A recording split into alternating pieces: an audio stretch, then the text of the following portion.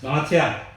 Kembali kita bertemu sekarang di part 3, di mana di bagian ketiga ini saya akan memberikan penjelasan bagaimana menyusun nama akun dan nomor akun dalam akuntansi.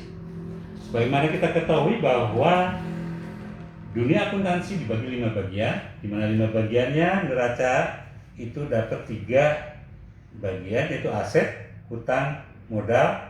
Yang lari ke laba rugi itu income dan expense.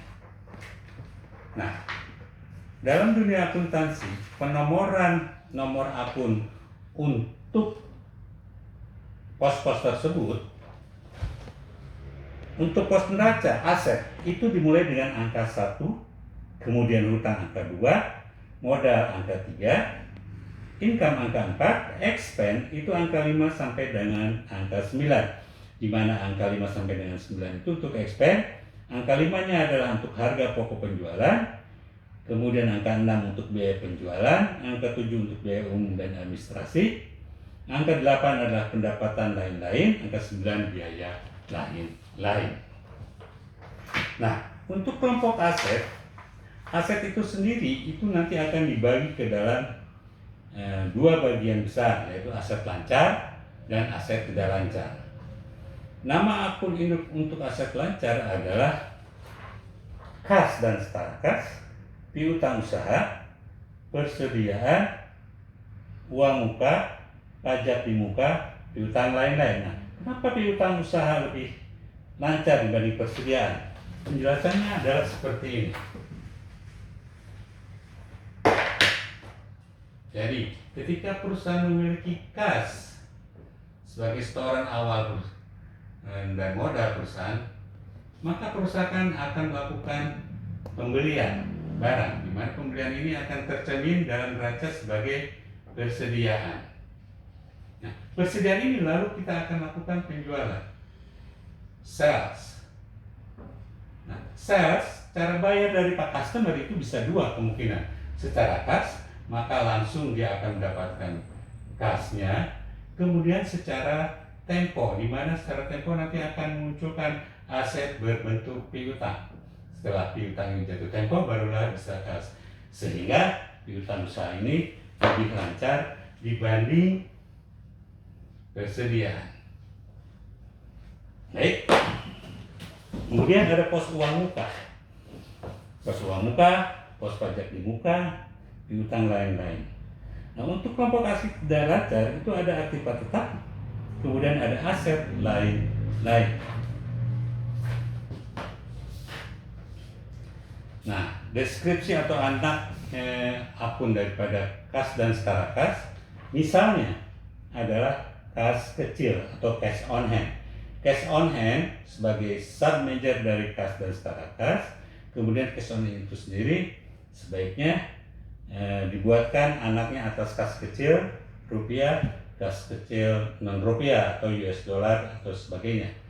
Kemudian demikian juga untuk cash in bank sebagai major account, maka nanti anakannya adalah untuk account bank masing-masing. Misalnya kalau perusahaan punya 2 rekening, maka akun bank in BCA atau bank in Mandiri. Piutang usaha, persediaan. Nah, piutang usaha ini nanti akan terhubung dengan subledger daripada masing-masing rekanannya. Persediaan sendiri kalau perusahaan dagang hanya 1 pos, tapi kalau dia adalah perusahaan manufaktur, posnya akan terdiri dari raw material, work in process, dan finished good. Kemudian ada uang muka, ya, biaya yang dibayar di muka, di mana tersamnya sesuai dengan periode manfaatnya. Dan ada pajak di muka. Pajak di muka ini mencantumkan atau mendeskripsikan atas pajak-pajak yang bisa dikreditkan oleh perusahaan dalam tahun pajak tersebut ketika menghitung pajak badan. Yang terakhir ada piutang lain-lain, biasanya adalah isinya piutang pemegang saham, piutang karyawan, dan lain sebagainya. Untuk kelompok yang aset tidak lancar, itu terdiri dari aktiva berwujud, aktiva tetap, aset, dan aktiva tidak berwujud, aktiva lain-lain. Nah, kebalikan daripada aset lancar, kalau aset lancar disajikan dari yang paling lancar menuju yang tidak lancar, sedangkan kalau aktiva berwujud disajikan dari yang tidak lancar menuju yang lancar. Makanya biasanya urutannya adalah tanah dulu, kemudian gedung, mesin, kendaraan, peralatan kantor, dan perabotan kantor, dan terakhir aktiva lain, yaitu aktiva yang tidak bisa diklasifikasikan di aset lancar ataupun aset tidak lancar aktiva tetap. Kemudian posisi hutang usaha. Hutang dibagi dua bagian besar, hutang lancar dan hutang tidak lancar atau hutang jangka panjang. Di mana hutang lancar seperti juga aset lancar, dia jatuh tempo dalam satu periode akuntansi. Biasanya atas hutang usaha, bagaimana di hutang usaha, maka hutang lancar pun itu ada dibantu oleh sub-majornya. Kemudian hutang biaya, hutang pajak biasanya atas hutang pajak kecilan PPh 25, 21, kemudian PPN keluaran. Hutang bank jangka pendek ini adalah reklasifikasi dari bagian hutang bank jangka panjang yang jatuh tempo dalam satu periode akuntansi atau 1 tahun. Kemudian ada hutang lain-lain. Nah, hutang jangka panjang atau hutang tidak lancar biasanya atas hutang bank yang bagian jangka panjangnya lebih dari 1 tahun, kemudian hutang leasing, hutang pemegang saham.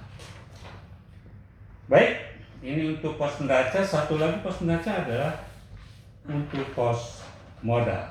Nah, modal ini adalah satu akun yang sangat jarang terkoreksi atau sangat jarang terpengaruh dalam transaksi, karena terjadi hanya pada saat awal pendirian perusahaan, setoran modal.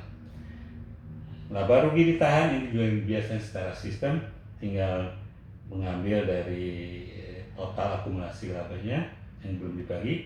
Kemudian dividen tergantung kondisi perusahaan bagi atau tidak. Laba rugi periode berjalan adalah penyajian atas laba rugi yang di income statement. Saya kira untuk saat ini itu yang bisa saya berikan. Dan untuk pos income statement atau laba ruginya saya akan sajikan di video berikutnya, sekalian juga dengan teknik penyusunan nomor account. Sekali lagi, terima kasih atas perhatiannya. Silahkan ikuti terus agar pemahamannya bisa komprehensif. Selamat siang, terima kasih, salam sehat selalu, keep spirit.